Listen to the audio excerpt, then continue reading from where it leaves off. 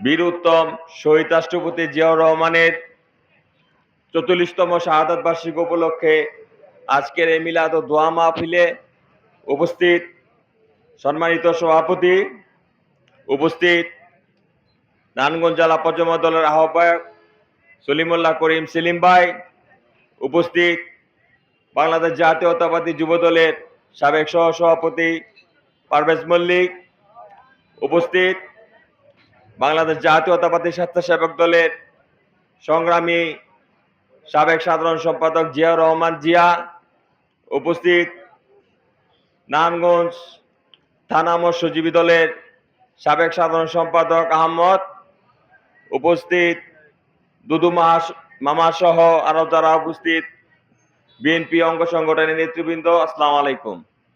সংগ্রামী সাথী ও বন্ধুরা, 5ই আগস্টের পর আমরা নতুন করে একটি স্বাধীনতা পেয়েছি। সেই স্বাধীনতা আমাদেরকে ধরে রাখতে হবে।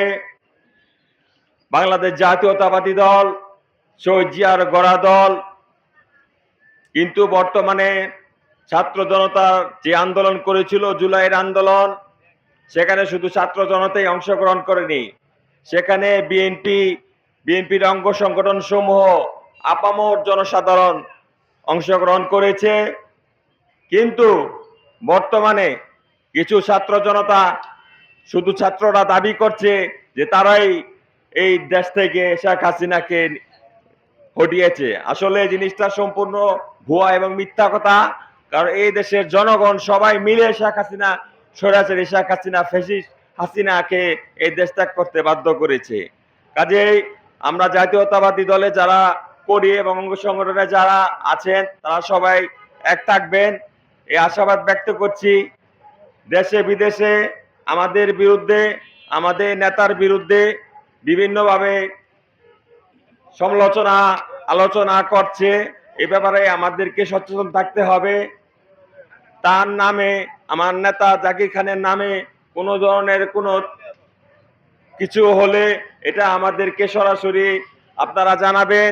এখানে সেলিম ভাই, জিয়া, পারভেজ সহ আমি আছি, আমাদেরকে আপনারা অবগত করবেন। কারণ আমাদের নেতা খুবই সরল সাধারণ গণমানুষের নেতা। তার সাথে একটা ভিক্ষুকও যেমন সাক্ষাৎ করতে পারে, একটা বড় দলের নেতা সাক্ষাৎ করে।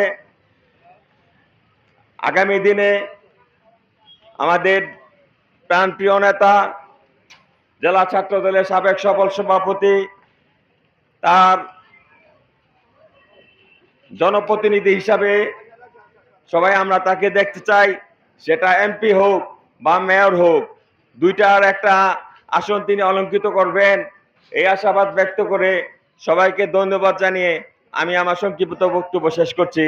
আসসালামু আলাইকুম।